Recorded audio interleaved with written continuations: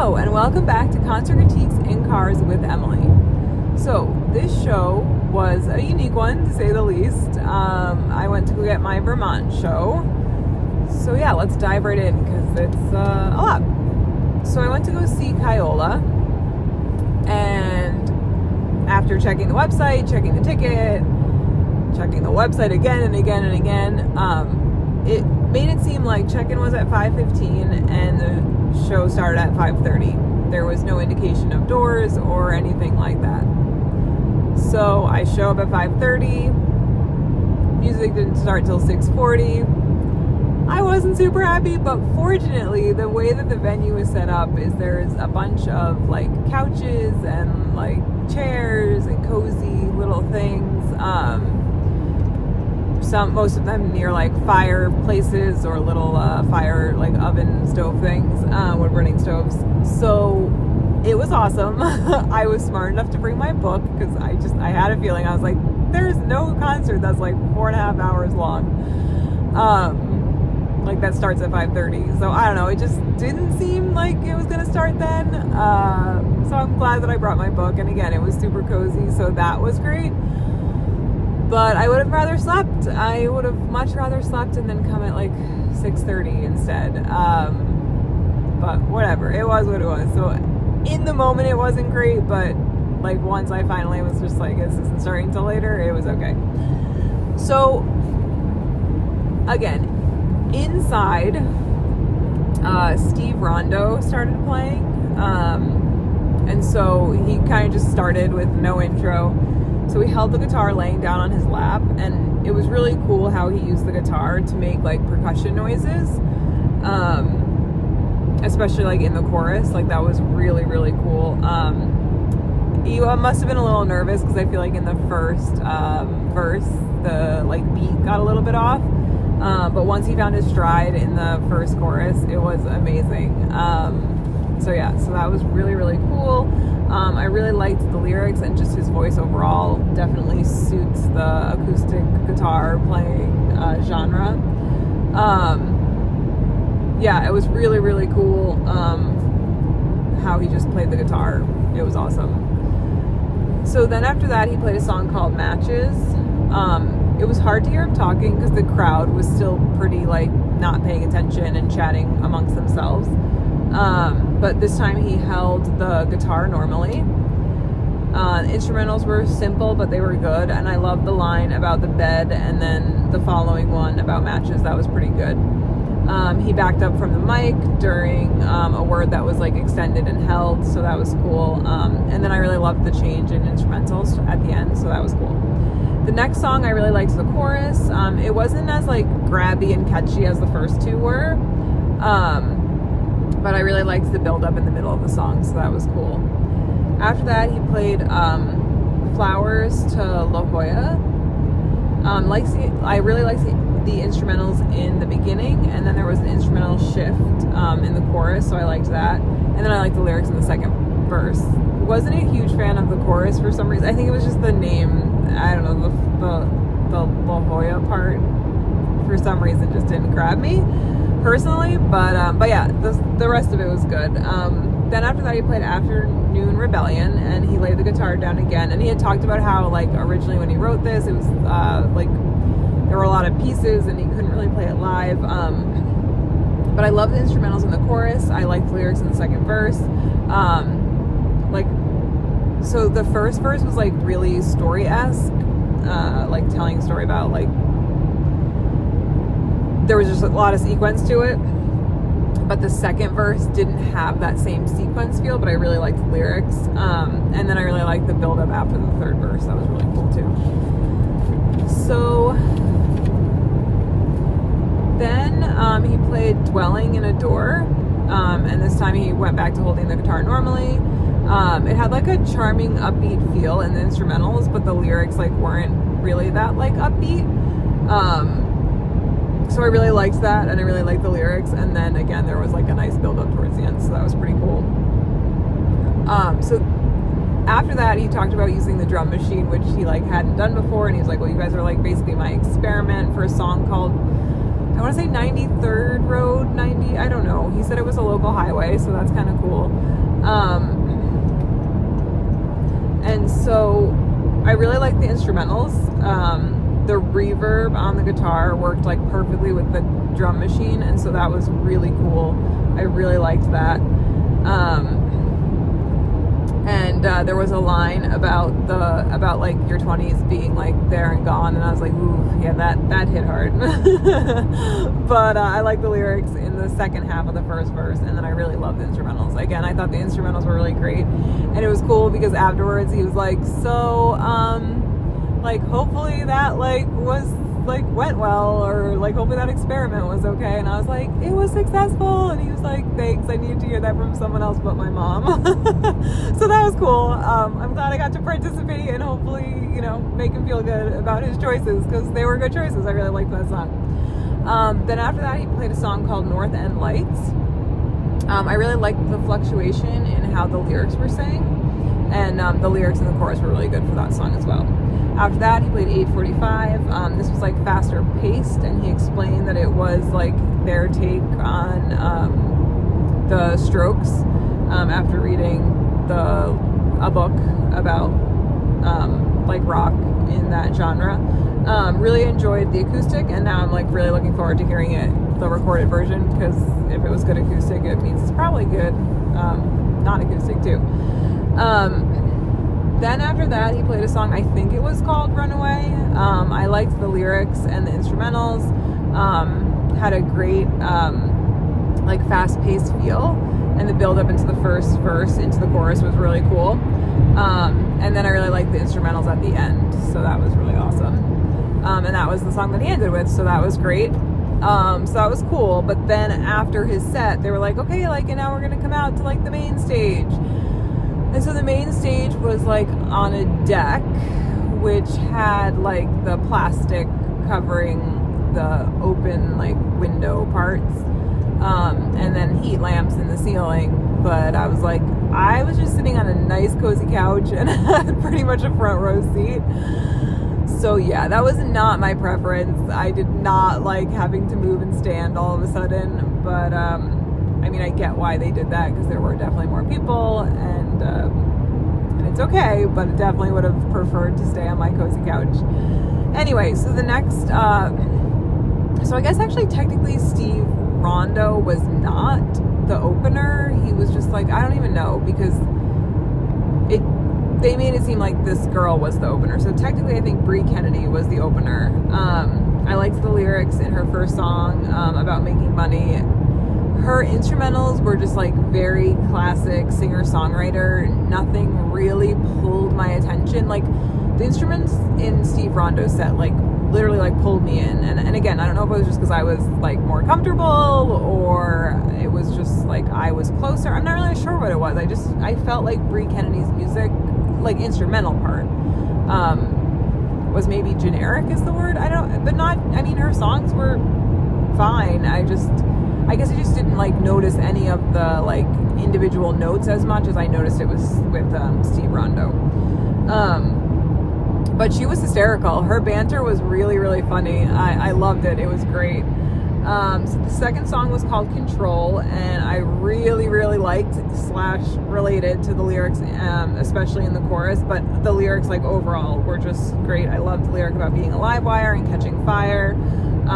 And then at the end, she kind of slowed down, which was cool. I really liked the slow down there.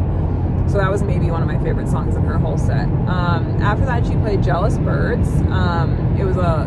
She explained it as a love note to her family. I liked the lyrics in the chorus, and she talked about it being number 10 on New Music Friday, and how she got to open for Sheryl Crow because of that, which is cool. So then after that, she played Intuition, which told, before that, she told a story about her grandmother offering her house in Utah and whether she should take it or not. So she's not sure, and she's trying to follow her intuition. The instrumentals were pretty simple for the first verse. There was a slight build up, and then they went down and then up again for the chorus, which was a cool effect. I really liked that.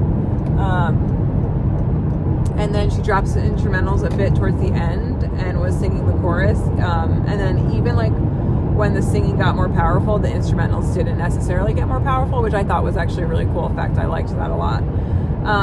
After that, she played Meantime, which was a good follow-up sound-wise. Singing and guitar got really powerful for the bridge and then came back down for the chorus. So again, I liked that. After that, she played Retrospect. Really liked the lines right before the chorus. And then she played Before I Have a Daughter. I loved the instrumentals. They were seriously so great. Really nice. It was just like it was about her mom. She explained that it was about her grandmother and her mother, and how she had told somebody that she was like, when she has a daughter, and they're like, didn't you mean a kid? Like, yeah, do you know you're gonna have a daughter? So anyway, I just really liked the sentiment. I thought that was nice. And then I liked the lyrics in the bridge. And then she referenced the song, like that song about the, like, fathers be good to your daughters. So she referenced that and said, like, mothers be good to your daughters too. So that was actually really cool. I liked that a lot. So yeah, so that was her set. Okay, sorry. There's a lot going on right there. So then Cai Ola came on. Like, great upbeat instrumental to start. Liked liked the transitions into the chorus.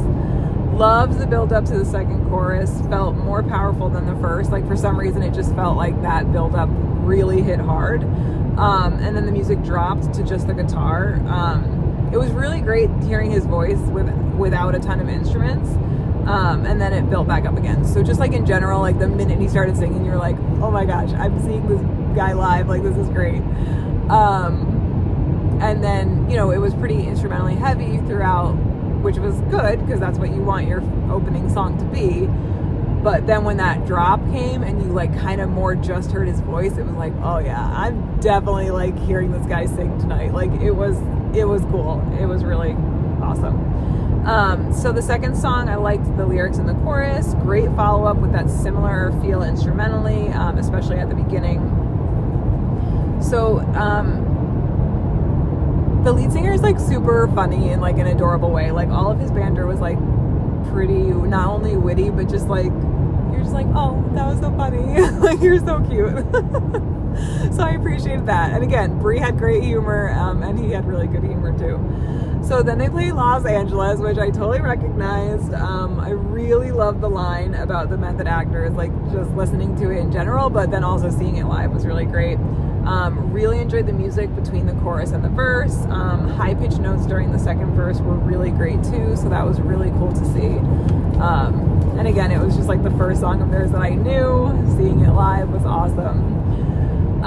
The next song had a less energetic feel in the opening instrumentals, not in like a bad way, but then of course it had an awesome build up, and I really liked the lyrics of the chorus, and the way his voice got gravelly at the end of certain words was like super amazing. And again, it was like I said, you kind of like, you're like, yep, I'm hearing this guy sing tonight, so that was cool.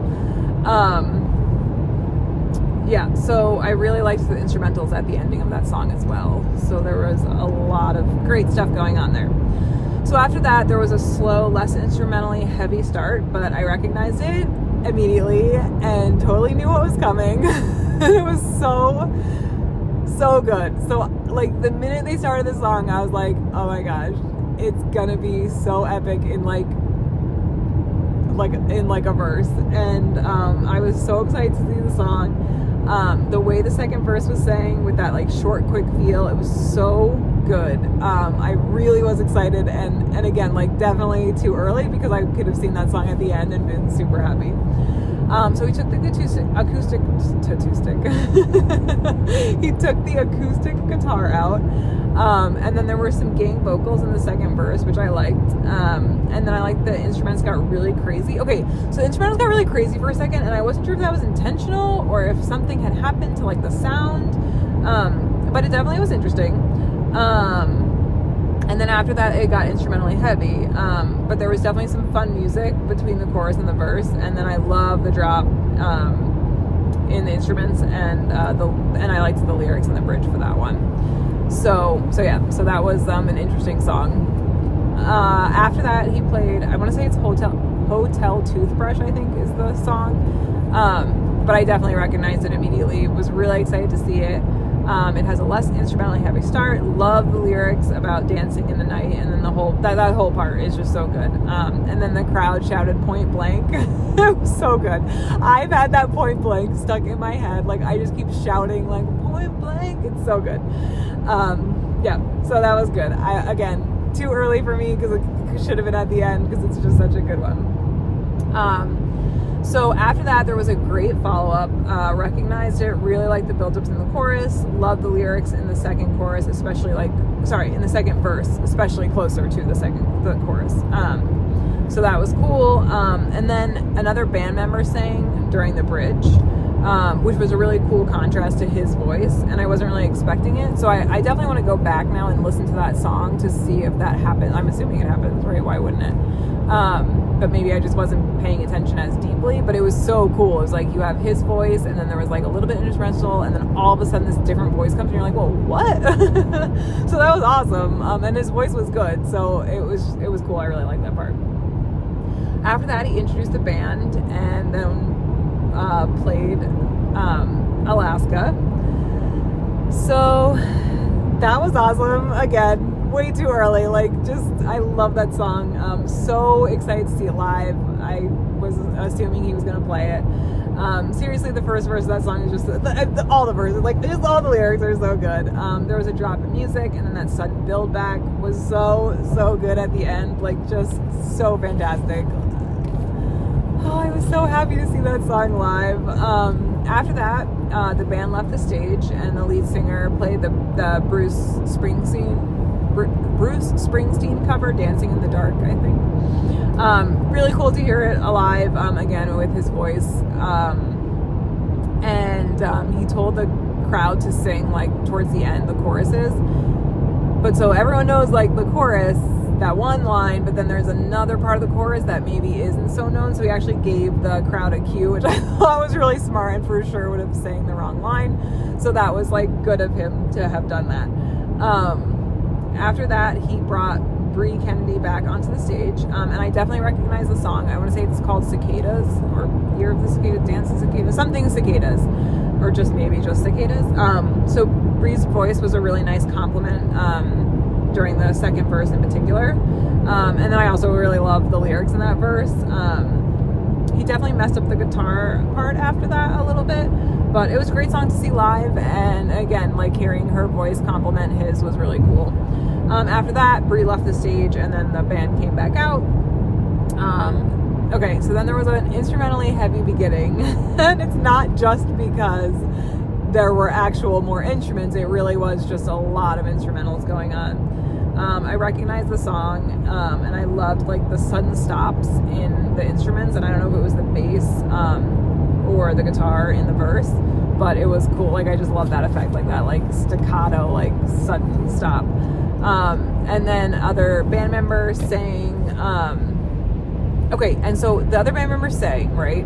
And so then all of a sudden his lines started getting less and less forefront, and then the lead singer came back in, but that singer was still singing that same line. So that was a really, really cool effect. I really, really liked that. And then the lead singer stepped away from the mic to sing a line towards the end. So that song was cool. There was a lot going on. And again, the instruments were back and stuff, so I get that.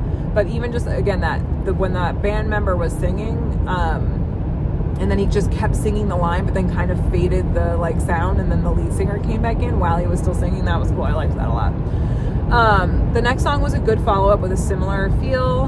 There was a nice build-up for the chorus, and then a sudden drop. I really liked the lyrics at this part, because then it built back up again. Now, I don't know if there's another song after this, or if it was the same song, because again, there was that drop, so I don't know if they dropped again and then just went back into it. But the next song, it was real quick build-up, that was super again, so this is why I don't know if it was actually a different song or the same song, so if you went or know, just let me know, that'd be great. And then it got louder and faster, and so it's really cool, because I feel usually you get the louder part, but you don't always get the faster part. So there was definitely a little bit of speed added, and so that was cool. I really liked that as well.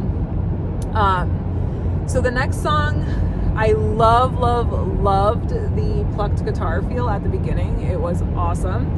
And then there was a short, quick feel once the full instrumentals kicked in. I really liked the lyrics in the second verse a lot. I loved, like, there was a drop in a few lines and then a build back up. A drop for a few lines and then a build back up. So that was awesome. And again, that was like a lot of what makes it so great to see them live, were all these like drops and build back ups. It was pretty cool.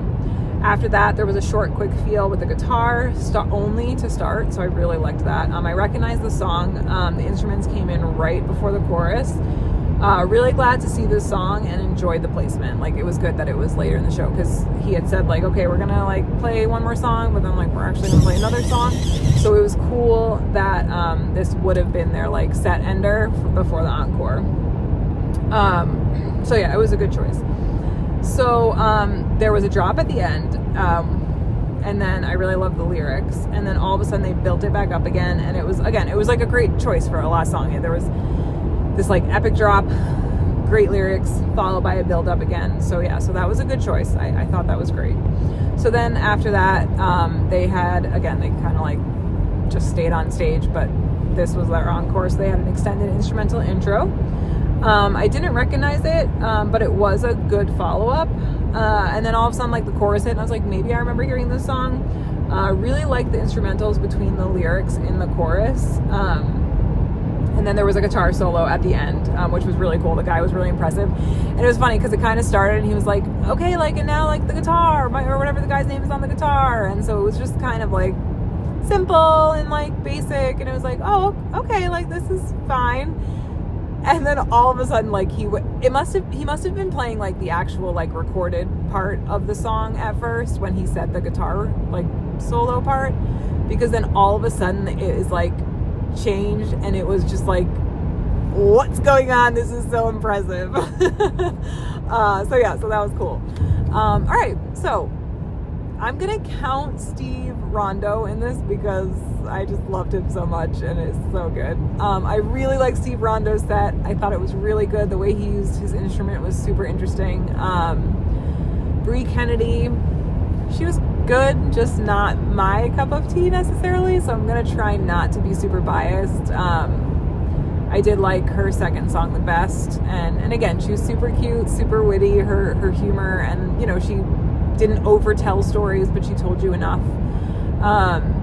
Oh my gosh. And then Cai ola was just so good. The only thing I would have changed about Cai ola was song placement, because I just would have wanted Alaska and like the Hotel Toothbrush, and then the other song that I knew to just be towards the end. Again, like, great show, super interesting venue. I'm gonna give this one a 9.5. So let me know what you think. Have you seen the show? Are you going to a different show? Were you there? And yeah, did you want to go? Let me know. Like, comment, subscribe, and I'll see you guys next time. Bye.